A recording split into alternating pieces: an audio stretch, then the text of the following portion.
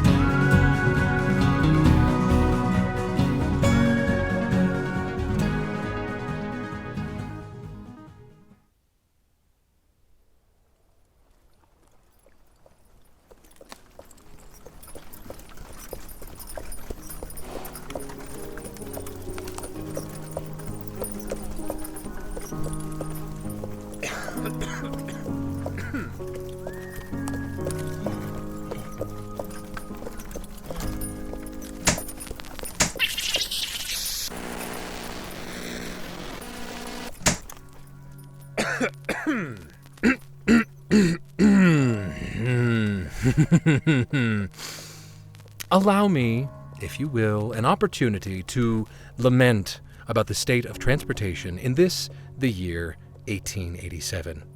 You see, the common folk speak of these Pacific railroads as if God himself pushed them through his own bloodied tracts.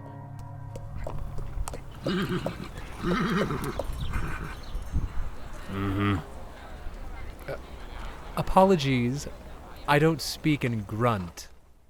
The Mistress of Death demanded me towards some bump town, Lone Flats, New Mexico. However, what could have been a 3 days journey became 6, and then 8, and then 10. Because I could not risk traveling the Union Pacific through Utah, where I spent an eternal 15 years, and where my past now waits, and I could not risk connection with the Southern Pacific through Texas, where my future awaits. You see, I've learned that Texans are the most unforgiving brutes, particularly the mustachioed sort. Am I losing you? Please try to keep up. So, with all conveniences gone, I was forced to take a carriage to Richmond, and then rail to Louisville, and then rail to St. Louis, where I bathed in whiskey until I became spiritually paralyzed, so that I might have forgotten my recent near-death experience. But I did not. I remained blurred through my travels across Kansas City and woke to Albuquerque and its intolerable desiccation. A city as dried as my liver.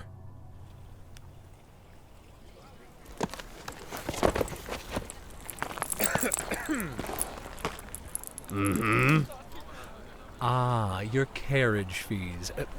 Please forward the charge along to Mr. Matthews at the Texas Cartographers Guild out in Abilene. He is my superior. To conclude my journey westward, I was granted a golem of a man for carriage. He steered us into the orange desert deeps of New Mexico, refusing courtship of any kind, and seemed impervious to my stories of travel and geographical expertise. Now, when I suggested I could not pay him immediately, he glanced down at the rusted pistol on his hip, and, at last, he spoke. I kill men. I had evaded one bullet. I did not expect to survive another. Of course. Here you are. Now, would you be so kind as to direct me toward...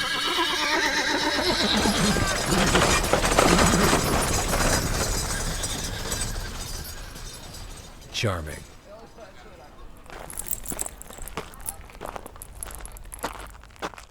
As instructed by the mistress, I was to carry the leaden Sonny machine and search for a woman not of this time.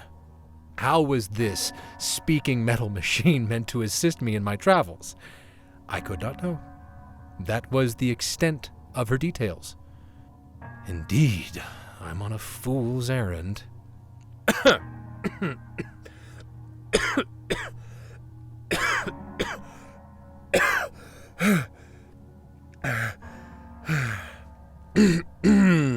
But even a genius would comply with such demands. When a bullet lingers at the bridge of your nose, and when your lungs further collapse with each passing cough, you welcome any extension of life, be it divine or infernal.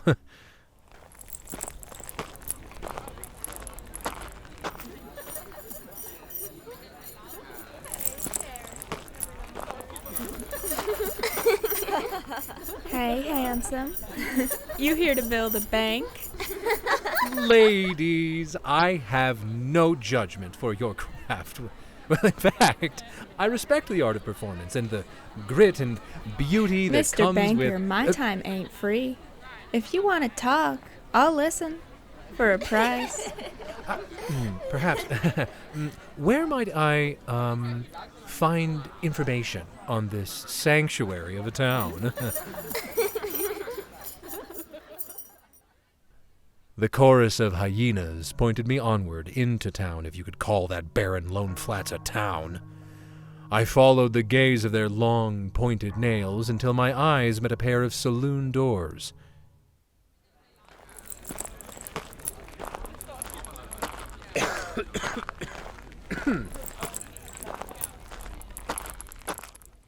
In such dust towns as Lone Flats, the landscape reveals itself in pieces. The deeper I walked into the town's belly, the more that I could make out. A rickety general store, a saloon with 2 rocking chairs out front, and a 2-storied brothel, no doubt the origins of those cackling working women. As I approached the steps of the Lone Flats saloon, I spied in the dust-covered distance something peculiar. Through the orange fog, there rose a tall and slender obelisk of sorts. Something of a bell tower, I supposed, pitch black and perfectly rectangular. Now, at the moment, I considered it one of 2 possibilities. My utter dehydration had gotten to my senses, or it was something of a local monument. Of course, it was neither.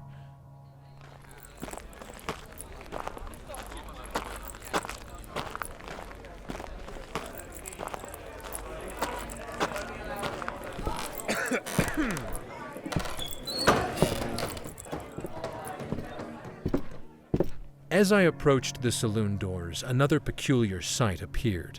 A young cowboy, a black cowboy, strutting right out of the saloon doors on some private mission. And he sported a beige hat with a wide brim, better cared for than any other cowboy hat you'd find in that town. I nodded gentlemanly toward him and provided a smile, and he looked perfectly through me and carried himself forth and away.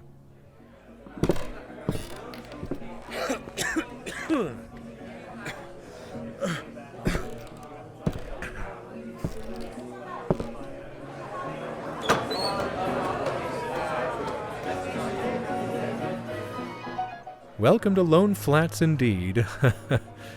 Oh.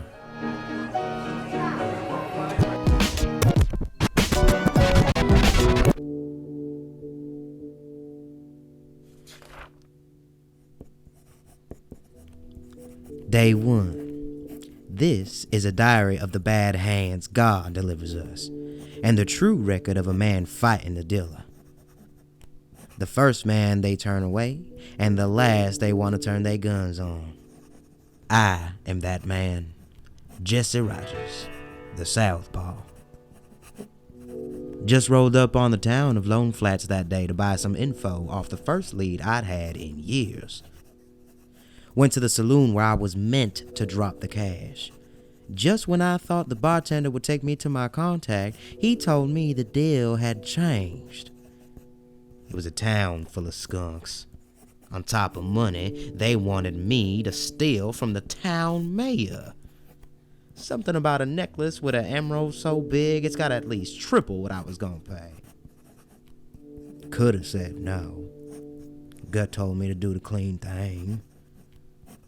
But they had me by the balls. Knew I was desperate for any crumb leading me back to those bastards.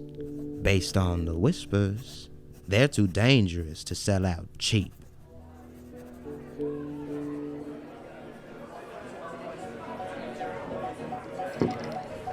Not half bad. Thanks. I'll be back for another soon. I'm sure you will. Start next door. Ask for Marigold. Got it. See you around, kid.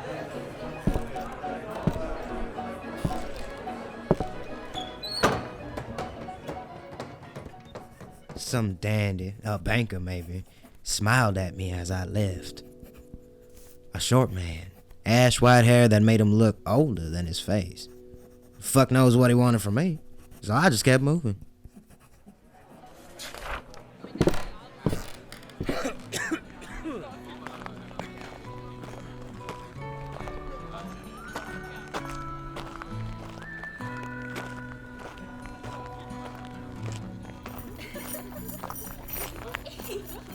Back so soon?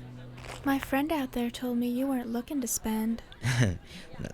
Looking for Miss Marigold. Inside.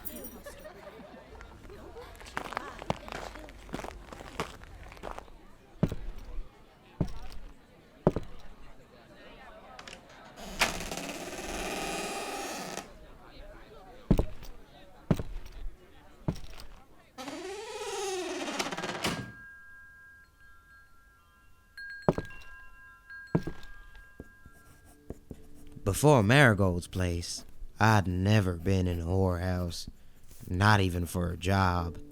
The entrance stretched into a room covered in gold curtains with star shapes painted on. There was a flight of stairs that was covered in a long rug which led up to the private rooms. The curtains parted. A small woman came out in a fancy dress, with her lips painted purple.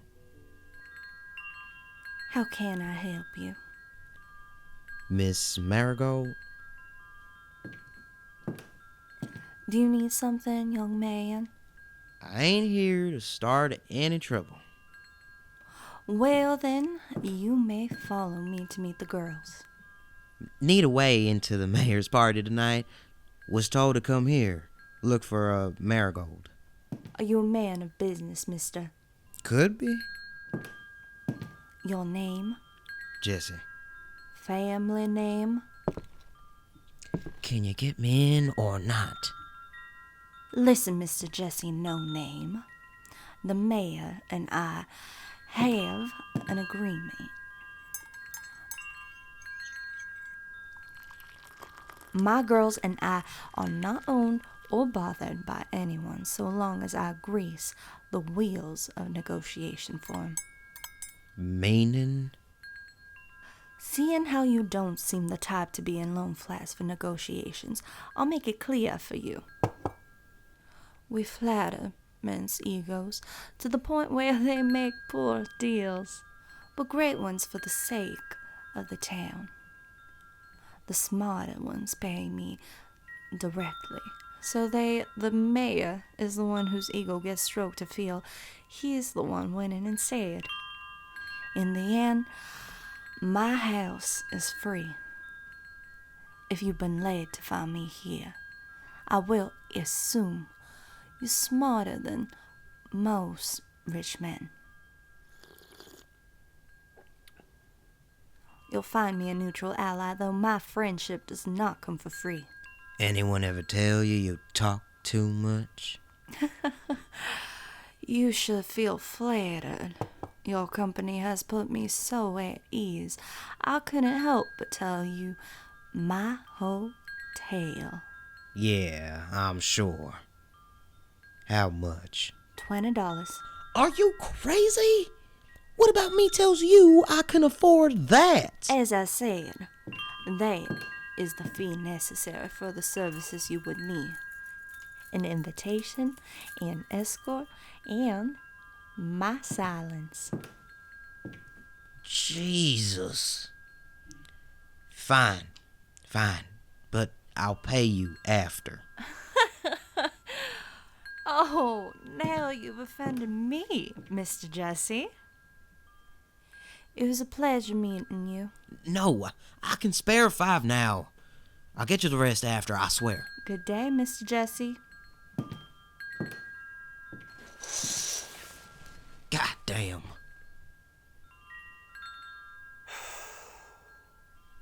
Now what?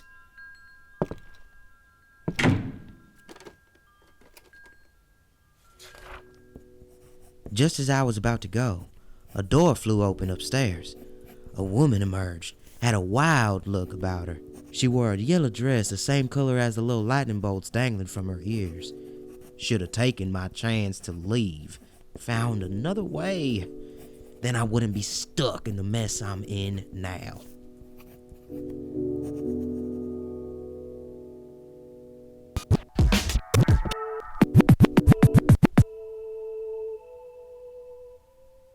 Mom? Oh, Mother. Please. Come on, just answer me. Fine. Guess I shouldn't expect you to answer when you wouldn't even talk to me at the trial. Listen, I know I never took prayer seriously, though I bet you'd say I never took anything seriously. Shit. Whoops. Probably shouldn't cuss during a prayer. I'm sorry, okay? You told me this would happen with Emmy, that I wouldn't be able to give her what she wanted and only get myself burned. No matter how pretty it is, that's what happens when you play with fire, right?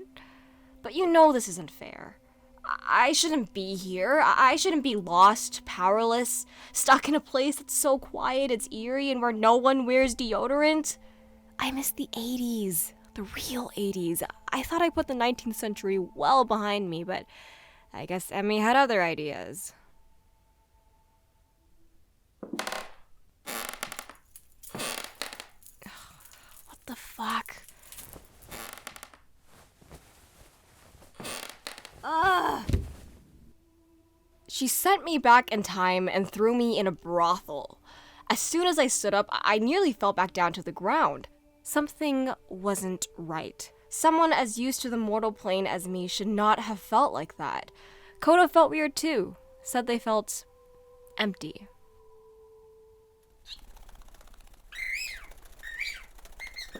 No, this can't be happening.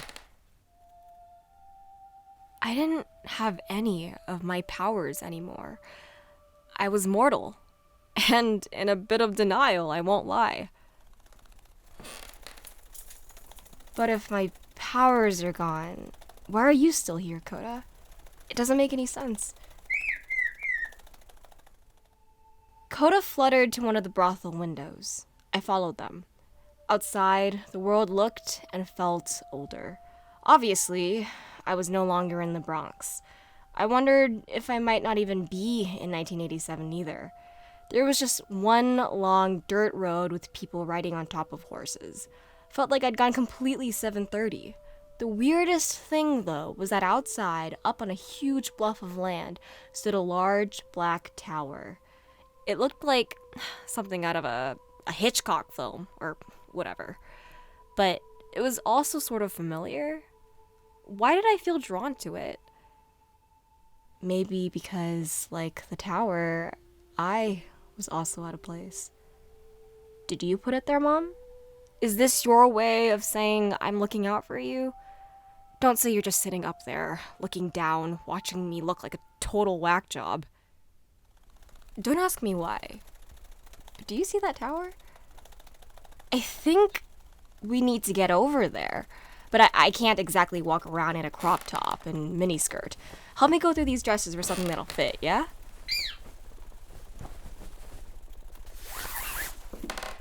Oh my god, that is so cute. But no, the idea is to not stand out. You see those people walking down the street? Hideous. Those dresses would get you kicked out of any decent club. Coda, find me something as terrible so we'll fit in. Go with something canary yellow. At least it'll match my earrings. It's just like Emmy to drop me in a whorehouse. You know how petty she is, Coda. Like, remember how if I even barely looked at another god or goddess, she'd get all damaged? Ooh, found some clean undergarments. Ugh, anyways, it's ironic because I'm not the one who slept around.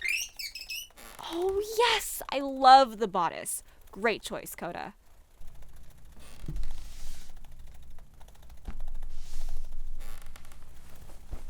Okay, all done. Now we just need some shoes.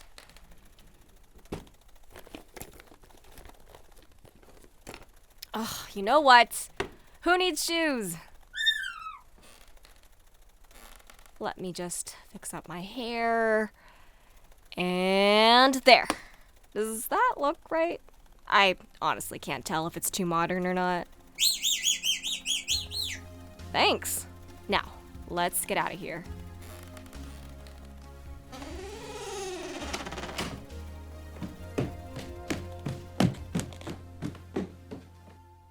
Maybe I was a little too eager as I left, but I had a plan. Well, I had a destination. So I opened the door, ready to leave that brothel in the mortal plane as soon as I could. I saw a door outside and sprinted down the stairs, hoping no one would catch me as I left. Lo and behold, I immediately ran into someone. A tall man blocking my way to the door, the ivory grip of his gun sticking out from a holster. Hi.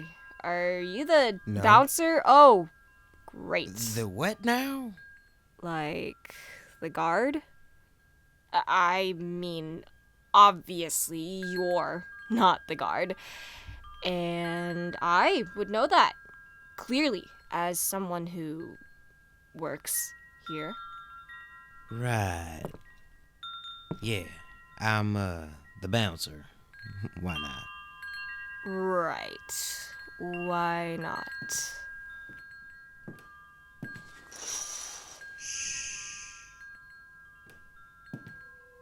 The cowboy pointed a finger at the ground, signaling for me to crouch down by the stairs. It wasn't like he was bossing me around. It was more like it was in both of our interests to hide. So I did. Mr. Jesse, stand in there longer, like an obstinate mule will not change my mind.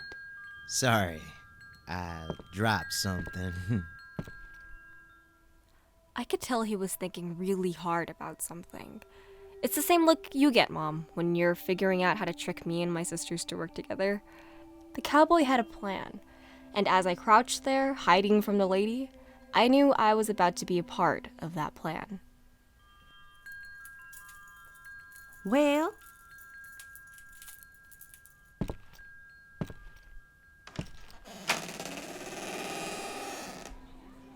He opened the door, turned his back to her, and glanced at me.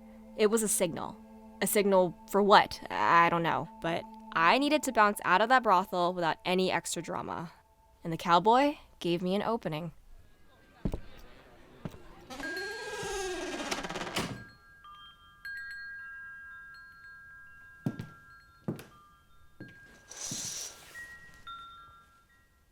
I waited a bit after he left. Once I was sure the woman had gone too, I ran out the door.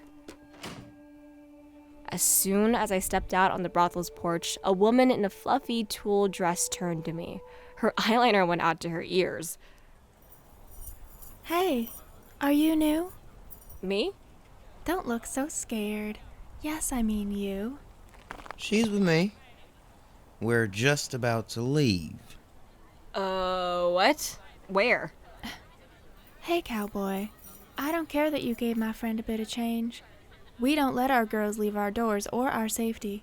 Already spoke to Marigold. It's all sorted. She'll be my escort for the mayor's party. Party? Right. The party. Marigold said something along the lines of men with mugs as nasty as mine needing the opposite company. That sounds like something she'd say. I'm sure she gave you the rundown already, but no offense, you look kinda naive. Just remember to keep your wits about you, especially around clients, okay? Her kindness was a shocking jolt after the trial. Humans really are too quick to protect strangers. Okay. Come on. Got a lot of road to cover.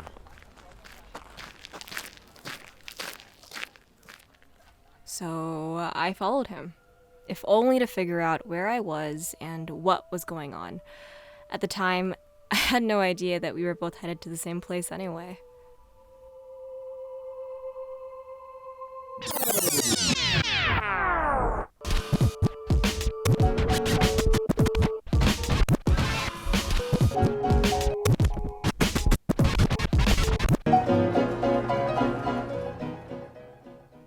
A saloon in the center of nowhere. A watering hole for the untrimmed mustaches of the world. No doubt I held more teeth in my own mouth than all those drunken rubes combined.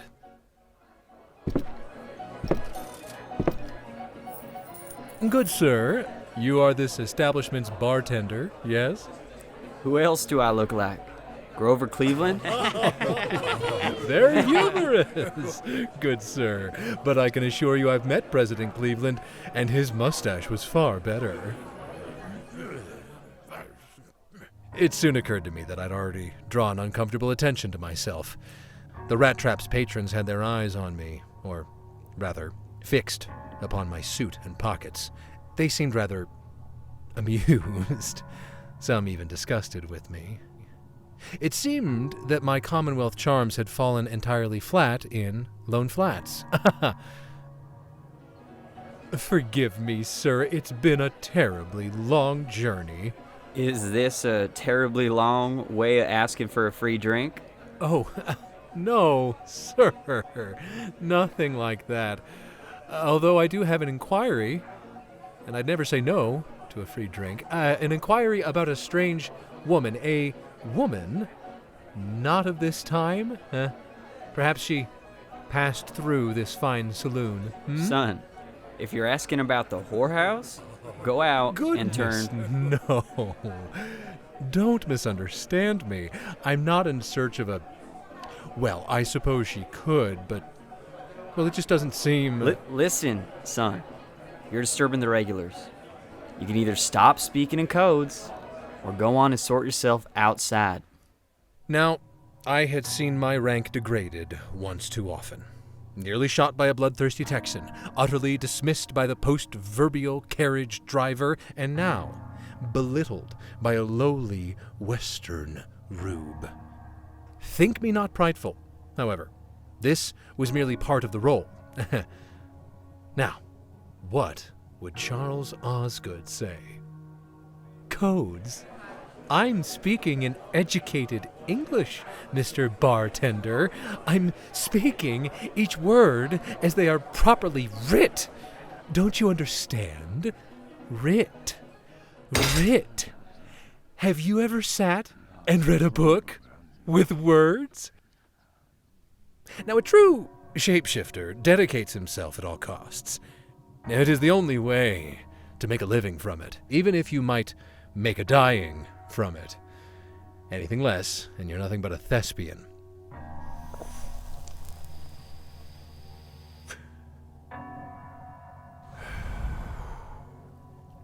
It seemed that my saloon outburst had set off the wrong bells, or perhaps the right ones. Whichever, the bartender and his lazy-legged loons started reaching for their holsters, and that they had that particular look in their eyes. The same look that Mr. Matthews, the true Roy Matthews, the mustachioed ogre, had given me in Virginia. And my estimations told me this is the killing gaze. But it did seem the admonishments were going to continue pouring from my mouth without regard and with no clear reckoning.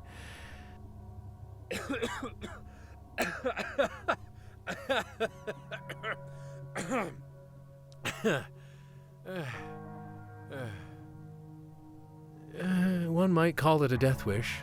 I am quite literally on a mission for death herself, fulfilling her wishes. Would she allow me to ruin myself so simply? I doubt it. I could say whatever I pleased, and absolutely no harm would come. Have any of you in this wretched place ever read a book that didn't have little pretty pictures in it? I told you. Take yourself outside. No doubt he could have struck me had he aspired to. Now, I spent a whole childhood in the West, and the years after at the faro table. Now, I know these sorts of men. They knew the difference between a paralyzing shot and one that kills. But death was on my side now. Instead, he struck the corner of the Sonny machine.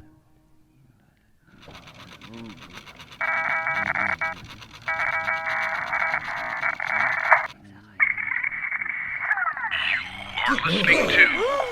We are going back, way back. That's like trying to pull a game out of the fourth quarter by punting on From third the down. 60s, 70s, 80s, 80s, 80s. What are you doing hereabouts, stranger? Specifically in a city like New York, one can hear songs in many languages. First tower activated. First tower activated. The Sonny machine began to make a terrible rotating and beeping noise. And the saloon patrons, if they did not want to destroy the screeching machine, they looked to steal it for scrap parts. I needed to escape.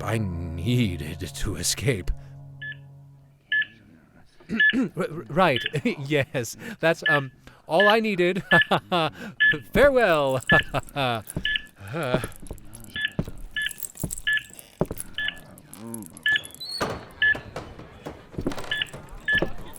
First tower located. Anomaly 112 meters distant. Anomaly? Hello? Sonny? Anomaly? It was unlike the tube. The machine only spoke at me, and I could only speak at it, but never in conversation. I do hope these nightly recordings are coming through. I'm only doing as Death herself instructed, speaking into it as one might a diary. She made it a part of our infernal deal, this bastard machine. Mistress of Death! Sonny machine! I need you to quiet down for risk of me getting shot. Again! Or, well, again! On that dusty road, Sonny's interminable beeping continued, and after every handful of minutes, it reminded me of its first tower and anomaly. I walked to the Lone Flats thoroughfare and strode in circles, listening to its beeping speed up and down. First tower located. Anomaly 102 meters distant. First tower located. Anomaly 135 meters distant. Was the first tower the anomaly? At 102 meters, the beeping seemed faster than before. Then, at 135, at its slowest.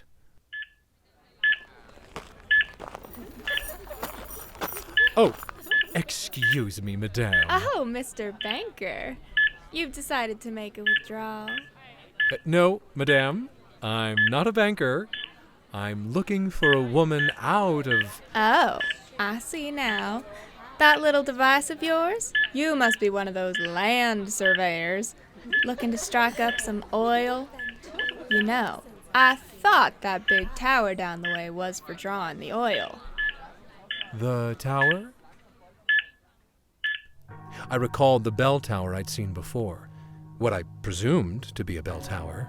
But does one activate a bell tower? Perfect. Thank you, madam. Now, have you happened to see a, woman out of time? I'm looking for someone. Like I said before, darling, I charge for my time. I see all sorts of women every day. All of them are out of time, in one way or another. That's why women charge for their time, because we are out of... I was beginning to understand the bartender's frustrations, listening to words spoken in code and all, when, from out of the brothel doors emerged a most curious duet. Wait, I'm sorry. Do you know that woman? Any half-decent eye would note her hair, unruly and gathered by a ribbon, as not of this time. Less obvious, but certainly clear to someone with my polished skill set, was the misfit of her gown, the strange, jagged metallic earrings, her unshodden feet. The young woman's clothes were not worn with intention. As I said, the difference between a thespian and a shapeshifter is dedication, and this woman running along after that young black cowboy I crossed earlier, she wore this for survival. Yes, the frilly yellow gown wore her, quickly thrown on. This was not a character, she... Which woman? I know many women. First tower located. Anomaly located. I had gotten what I needed from the woman on the road. I pushed past her and followed the couple from a distance, burrowing the beeping Sonny machine beneath my coat flap to muffle the noise. Their bodies became silhouettes against the orange dust of Lone Flats, and far beyond them, rising in the distance, was the black obelisk. It looked the same as before, activated or not. The beeping machine slowed down as their bodies disappeared into the layers of orange dust, but I could not run closer for risk of them hearing this damned machine. No matter how I tried to quiet the machine, pressing its various colored buttons or punching into its belly, it seemed the bartender's bullet lodged itself into some deep part of the Sonny machine that keeps it alive. Sonny, I need you to control yourself. Are you alive or not? Are you listening, mistress? My pleas to no avail. I chased after the shadows of the cowboy and the imposter, but they were younger and faster. They disappeared into the orange dust, presumably headed toward the mysterious tower. The most I could do was continue forward. What did that young man and woman have in common? Has death given me a challenger, someone to race in order to save ourselves? Were he and I given the same mission? These were the questions on my mind, distracting me as I wandered forward into the ocean of orange dust, traveling into the New Mexico mist, when I walked straight into the metal gate of the mayor's front yard.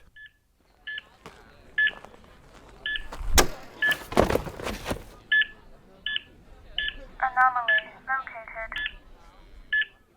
After massaging the inevitable lump on my forehead, I spied there, on the other side of the mayor's gates, the couple approaching the mayoral mansion. Why visit the town mayor? Who cares for a provincial landlord?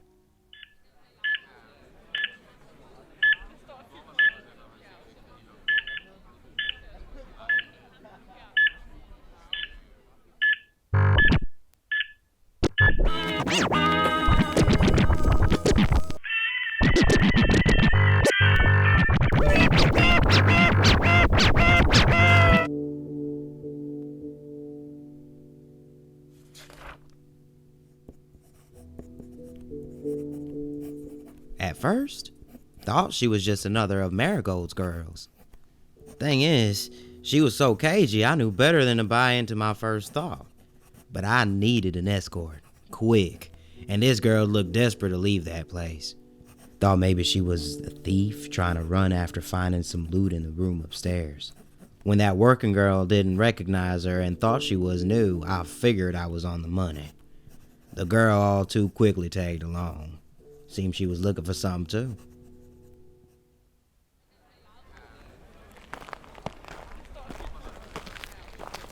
Not to sound unappreciative or whatever, but why did you help me? 'Cause you're helping me now. I am. Following me, aren't you? Yeah, but I could leave. And I could take you back to that brothel and tell them I caught you stealing from them. Figured we'd make this easier for each other. But I didn't steal? Well, technically I did, but it's really just borrowing, I think. Don't care. Just need a pretty face from Marigold's to get me into the party. I won't sleep with you. No one's asking you to. All you gotta do is act like you actually work for Marigold. Well, okay. But I got somewhere I gotta be. You'll get there. After the party. Let's start with names. Real, then fake. Helix. What? My name? It's Helix. That a joke? Okay. That's rude. What's your name then? Buck Johnson? Dan the Cowboy Man? Shooty McGee the Shooting Fantas? It's Jesse. Jesse Rogers. Uh-huh. Exactly. Could tell this wasn't gonna become any sort of friendship, me and her. Had the attitude of a bad wind. But all I needed was her to get me in and some time away from the party. Noticed she kept glancing at that tower on the mesa behind the mayor's house. She was distracted when we got to the door. Yeah, I could tell. That's where she was headed. But this Helix woman would wait. Hope to God she wouldn't ruin my best chance at getting this necklace.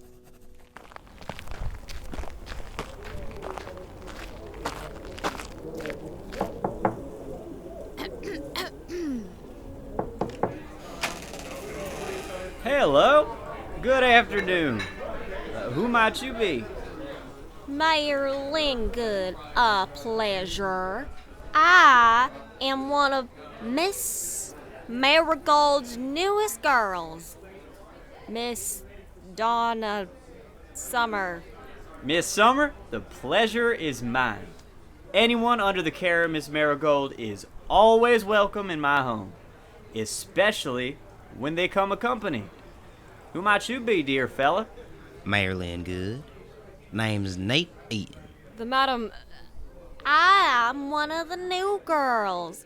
She sent me for Marigold is her name. She The said... usual arrangement, Mayor. Marigold said you'd understand. Mr. Eaton and Miss Summer. Come in. Come in. There is more than enough room for the pair of you. Things are barely underway. You too, Mr. Eaton. What did you say you do? Hey, apologies, Mayor Lingood. My business is cattle, sir. Usually, I get into fancy homes by lowering my status, not lifting it. But Lingood didn't seem to care how much I contributed to the conversation. Seems Marigold was right. Money talks in Lone Flats, just like anywhere else. And it looked like there were deep ties between the mayor and that brothel.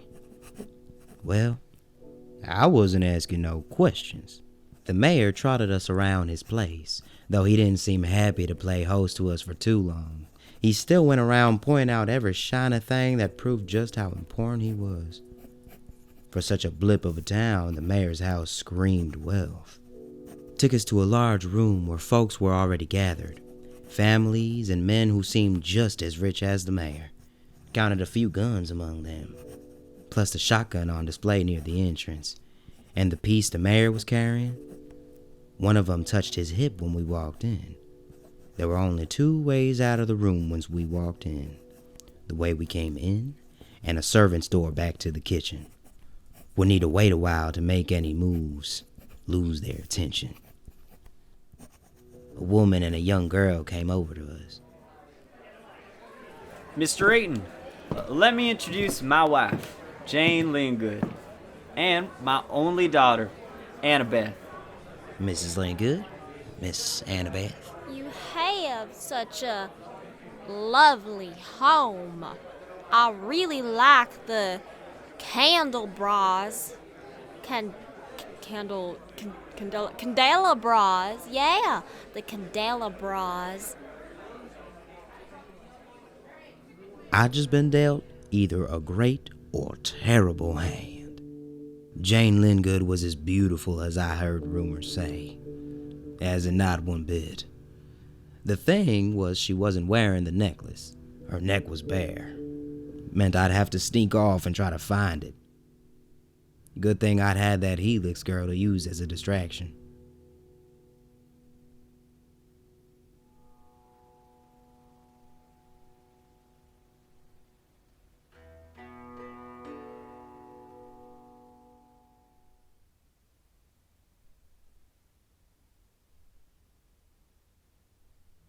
Radio Outcast was created by Maria Fernanda Vidaurrazaga and J.T. Lachausse and produced by Ann Hughes.